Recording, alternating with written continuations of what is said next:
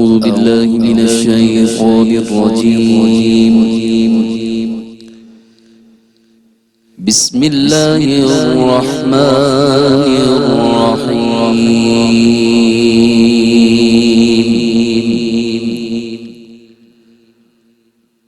قلنا اهبطوا منها جميعا فإما يأتينكم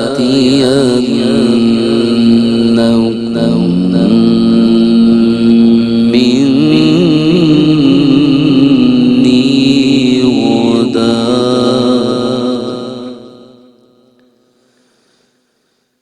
فمن تبع هداي فلا خوف عليهم ولا هم يحزنون.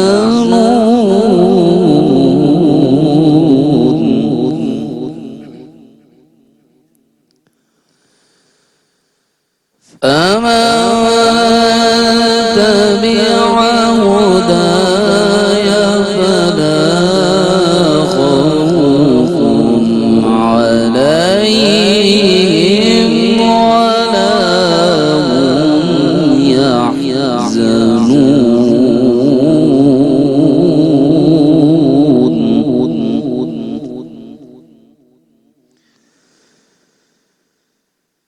والذين كفروا وكذبوا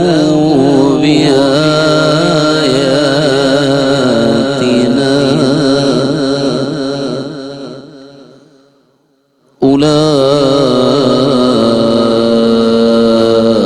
أولئك أصحاب النار هم فيها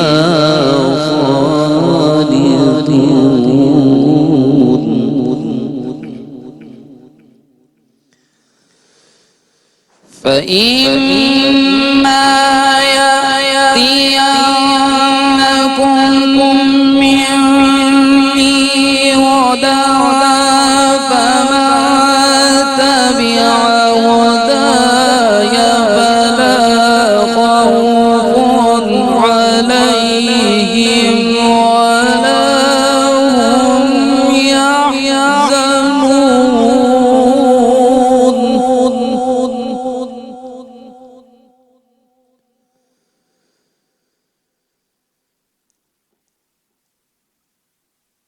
والذين كفروا وكذبوا بآياتنا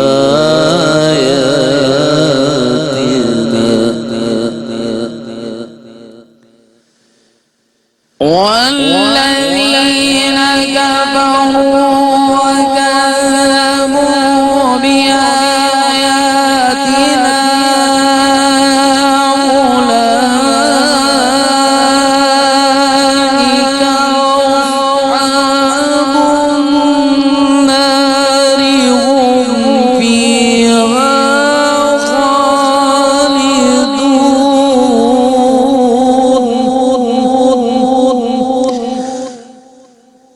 والذين كفروا وكذبوا بآياتنا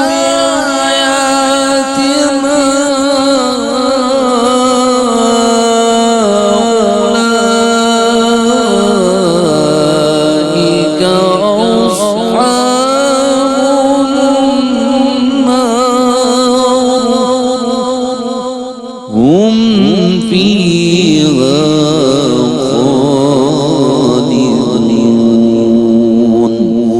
صدق الله العظيم. خوش آمدید ناظرین و سامعین. پچھلے سیگمنٹ میں ہم نے جو ہے وہ سورہ بقرہ کی آیت نمبر 37 پر بات کی ہے، اور اس سیگمنٹ میں آپ نے دیکھا کہ الحمدللہ قاری صاحب نے آیت نمبر 38 اور 39 کی تلاوت کی ہے سورۃ البقرہ کی، اسی پیٹرن پر ہم جو ہے وہ آیت نمبر 38 اور 39 کا پہلے ترجمہ دیکھ لیتے ہیں، پھر اس کے بعد جو ہے وہ ہم اس کے مختلف حصوں پر مختصراً بات کریں گے۔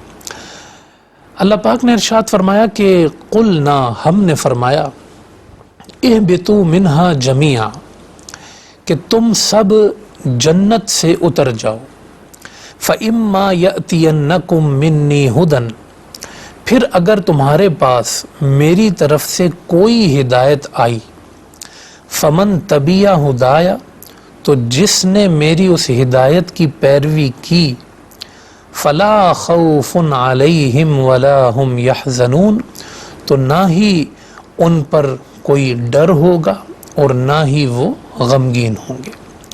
والذین کفروا، اور جن لوگوں نے کفر کیا، وکذبوا بآیاتنا، اور ہماری آیتوں کا انکار کیا، اولئک اصحاب النار، یہی لوگ دوزخی ہیں، ہم فیہا خالدون، وہ ہمیشہ اس دوزخ میں رہیں گے۔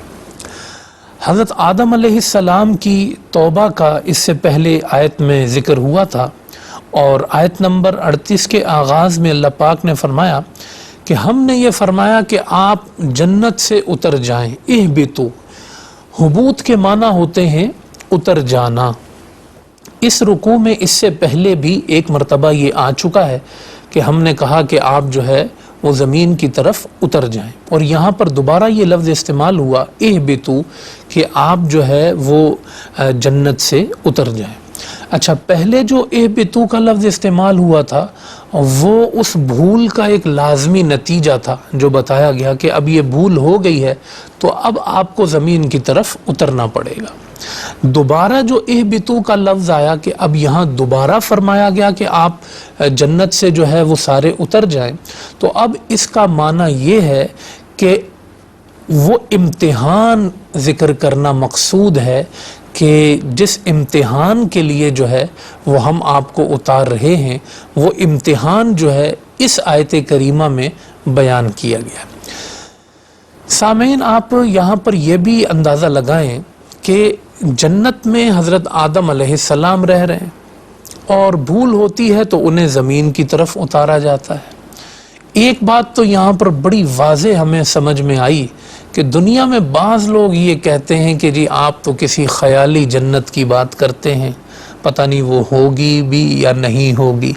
یہ شک میں پڑنے والوں اور کفر کرنے والوں کی باتیں ہیں، لیکن ایمان والوں کا سبق آپ دیکھیں کتنا مضبوط ہے۔ انہیں یہ بتایا جا رہا ہے کہ یہ جنت کوئی خیالی جنت نہیں ہے، یہاں تمہارے والد رہ کر آئے، وہ یہاں رہتے رہے ہیں، رہنے کے بعد وہ زمین کی طرف اترے، اور زمین کی طرف آنا یہ رب کائنات کے ایک اس منصوبے کا حصہ ہے، پلان کا حصہ ہے، اور اس ترتیب کا ایک ترکیب کا حصہ ہے۔ ظاہر ہے کہ آپ جانتے ہیں کہ جب فرشتوں میں خلقت آدم کا اعلان ہوا تھا تو یہ فرمایا گیا تھا کہ انی جاعل فی الارض خلیفہ، کہ میں زمین میں خلیفہ بنانے والا ہوں۔ تو اس وقت زمین میں خلیفہ بنانے سے پہلے، زمین پر پہنچنے سے پہلے کے جو مراحل ہیں، جو سبب بنے پھر زمین پر آنے کے، وہ سب اللہ پاک نے بیان فرما دیے اس سے پہلے کہ کیا کیا حضرت آدم علیہ السلام کو حاصل ہوا۔ سارے مراحل بتائے بندے کی ہدایت کے لیے، سارے مراحل بتائے بندے کو سکھانے کے لیے کہ کیا کیا مشکلیں پیش آ سکتی ہیں اس زمین پر رہ کر۔ اس کا ایک حصہ جو ہے وہ ہمیں سب کچھ یہاں بتا دیا گیا۔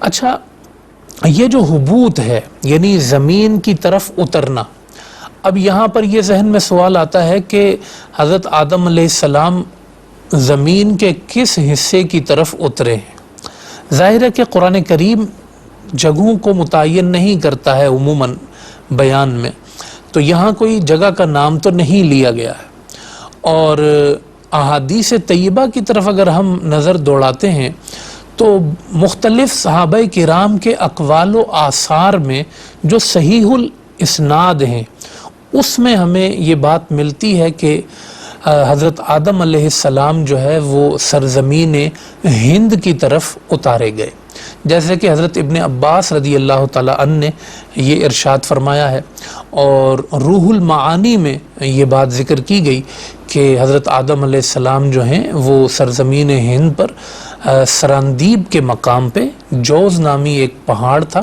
اس پہاڑ پر حضرت آدم علیہ السلام اترے ہیں۔ اب وہ ہندوستان میں وہ حصہ سری لنکا میں آ گیا ہے، وہ جو پہاڑ ہے جہاں حضرت آدم علیہ السلام اترے ہیں، اور جو حضرت حوا ہیں وہ جدہ کے مقام پہ جو ہے وہ موجود تھی، اور پھر جو ہے وہ حضرت آدم علیہ السلام وہاں گئے اور وہاں جدہ کے مقام پہ قریب عرفات میں جو ہے وہ ان کی ملاقات ہوئی، پہچان ہوئی۔ یہ روایات کے اندر موجود ہے اور اس کا رد نہیں کیا جا سکتا یا اس کی تکذیب نہیں کی جا سکتی، کیونکہ یہ آثار صحابہ میں موجود ہے۔ ہندوستان کی جگہ بھی متعین کی گئی ہے صحابہ کرام کے ذریعے، جس میں ابن عمر بھی ہیں جن کا قول موجود ہے، ابن عباس بھی ہیں جن کا قول موجود ہے، اور پہاڑ کا نام بھی موجود ہے جو میں نے ذکر کیا، اور علاقے کا نام بھی موجود ہے جو میں نے ذکر کیا۔ تو یہ آثار صحابہ میں یہ بات موجود ہے۔ تو فرمایا کہ ہم نے کہا کہ آپ زمین کی طرف اتر جائیں۔ علامہ اقبال نے اپنی نظم میں اس کا بڑا خوبصورت ایک نقشہ کھینچا ہے کہ کس طریقے سے حضرت آدم علیہ السلام جنت سے چلے ہوں گے اور فرشتوں نے ان کو رخصت کیا ہوگا، اور فرشتوں نے جن الفاظ میں ان کو رخصت کیا ہوگا وہ نقشہ بھی علامہ نے کھینچا ہے، جس کا خلاصہ یہ ہے کہ فرشتوں نے کہا ہوگا کہ تم ایک بلند مقام کی طرف جا رہے ہو، جہاں پر جو ہے وہ ظاہر ہے کہ آپ کو رب کی طرف سے ایک امتحان کے مرحلے سے گزرنا ہے، آزمائش کے مرحلے سے گزرنا ہے۔ ہم جہاں رہ رہے ہیں یہاں تو سکون ہے کہ آزمائش نہیں، تو یہاں رہنا آسان ہے۔ اے آدم آپ کتنے باکمال ہیں، اے آدم آپ کتنے سربلند ہیں، اے آدم آپ کتنے نوازے گئے ہیں، اے آدم آپ کو کتنا باصلاحیت بنایا گیا ہے، آپ کو کتنا باکمال بنایا گیا ہے کہ رب آپ کو آزمائش کے لیے لے کر جا رہا ہے، اور آپ اس آزمائش پر پورا اتریں گے، اور اس آزمائش پر پورا اترنے والے آپ خود، آپ کی زوجہ اور آپ کی اولاد میں سے جو ہوں گے، آپ انہیں لے کر واپس اس جنت میں آئیں گے۔ اے آدم آپ کی کیا بات ہے؟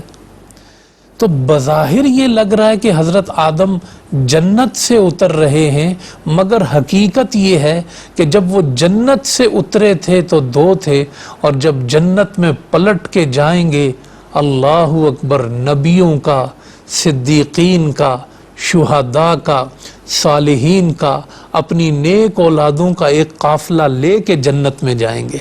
وہ کیا منظر ہوگا کہ جب وہ دوبارہ اس جنت میں پہنچ رہے ہوں گے۔ تو حضرت آدم علیہ السلام کا زمین پر آ جانا، حضرت آدم علیہ السلام کا زمین پر آنا، یہ کوئی اللہ کی ناراضی نہیں ہے، بلکہ یہ ایک پہلے سے مقرر شدہ معاملہ ہے کہ اس زمین پر ہی انسان کو آنا ہے، آزمائش کا حصہ بننا ہے۔ پھر فرمایا کہ فَإِمَّا يَأْتِيَنَّكُم مِّنِّي هُدًى، اگر آ جائے تمہارے پاس میری طرف سے کوئی ہدایت، یہ وہ ہدایت ہے وحی الہی جس کا ذکر قرآن کریم میں سب سے پہلی مرتبہ آ گیا ہے، بندوں کو بتا دیا گیا ہے، وہ زمین پر آ گئے ہیں، تنہا نہیں آئے، پیچھے ہدایت بھی آ رہی ہے، کیونکہ شیطان ایک دفعہ بہکا چکا ہے۔ اب شیطان کا سدباب کرنے کے لیے جو کہتا ہے میں بہکاؤں گا، تو اللہ کہتا ہے کہ شیطان اپنا کام کرتا رہے، میرے بندوں میری طرف سے ہدایت آئے گی، تمہیں خود ساختہ کسی ہدایت پہ عمل نہیں کرنا، کسی بندے کی ہدایت پہ عمل نہیں کرنا، بلکہ نمائندہ بھی میرا آئے گا، ہدایت میری لے کر آئے گا۔ میں کبھی کتابیں نازل کروں گا، کبھی جو ہے وہ نبی نازل فرماؤں گا۔ ہدایت جو ہم ہر نماز میں مانگتے ہیں، اہدنا الصراط المستقیم، ہمیں سیدھے رستے پر چلا، تو وہ ہدایت کون نازل کرتا ہے؟ وہ وحی کے ذریعے نازل ہوتی ہے، وہ خود رب العالمین نازل فرماتا ہے، اور ہماری زندگی میں اس نعمت کی سب سے زیادہ اہمیت ہے۔ اگر وہ ہدایت ہے تو پھر آپ کا مال نعمت بن جاتا ہے، آپ کی اولاد نعمت بن جاتی ہے، کیونکہ اس کے ساتھ ہدایت ہوتی ہے، اس کا صحیح استعمال ہوتا ہے۔ اور اگر ہدایت کی نعمت کسی سے لے لیں تو پھر مال بھی آزمائش اور دشمن بن جاتا ہے، اولاد بھی دشمن بن جاتی ہے، دنیا کی ہر نعمت دشمن بن جاتی ہے۔ یہ خدا کی ہدایت انسان کے لیے آج کے موجودہ دور میں آپ دیکھ لیں، لوگ کہتے ہیں ہمیں اپنی عقل کافی ہے، اپنے تجربے کافی ہیں، ہماری جو ایجادات ہیں وہ ہمیں کافی ہیں، ہمیں کسی قرآن کی ضرورت نہیں، کسی وحی کی ضرورت نہیں۔ یہ بندے دیکھ لیں، یہ آج قرآن کی بات نہیں ہے، یہ تورات کی بات نہیں ہے۔ یہ جب حضرت آدم زمین پر اترے تھے تو اللہ پاک نے فرمایا تھا فَإِمَّا يَأْتِيَنَّكُم مِّنِّي هُدًى، کہ میری طرف سے جب ہدایت آئے تو جس نے میری ہدایت پہ عمل کیا اس پر کوئی خوف اور غم نہیں ہوگا۔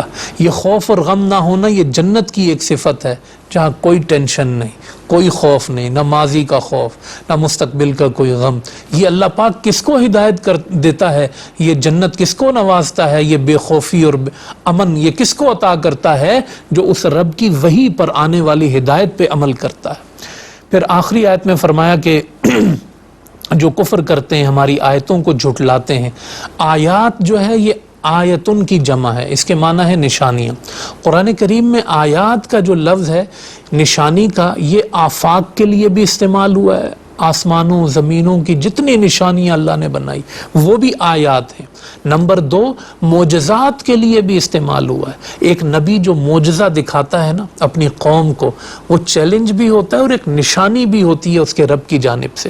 اور آیات کا تیسرا جو مفہوم ہے قرآن کریم میں، وہ خود عربی کے یہ جملے ہیں جو مل کر ایک رکوع بناتے ہیں، ایک صورت بناتے ہیں، ان کو بھی آیات کہتے ہیں۔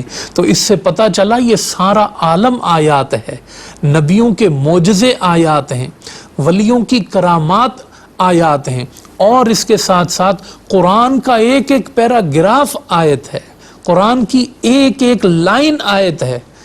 ایک ایک لائن چومنے اور پڑھنے اور اس سے ہدایت حاصل کرنے کی ضرورت ہے۔ کیوں؟ اللہ نے اس کو اپنی نشانی بنا کے نازل کیا ہے، اس کو ہم کہتے ہی آیت ہیں، اللہ کی نشانی۔